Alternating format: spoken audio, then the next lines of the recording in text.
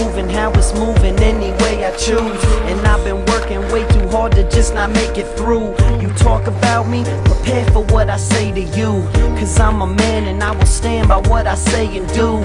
There's a lot of ups and downs within this game of life. For every hater there's a girl that wants to stay the night. And now I got myself a taste of the fame. I'm addicted, I got nothing else to chase. I kill it on the stage, but still I miss the days of chilling in the crowd like a normal kid my age. But still I got this paper, and still I got my pencil. And the craziest part is I haven't hit my full potential. The life I live is stressful, every day suspenseful.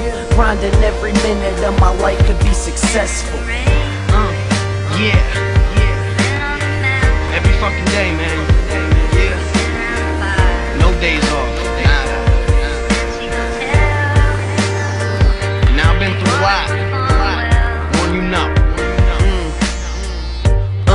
I'm trying to make it with my sanity. Moving from the underground roots up to the canopy. Do it how I do it, I just hope they understanding me. Trying to make it right with every member of my family. I know I was the mess up, but now Chris stepped up.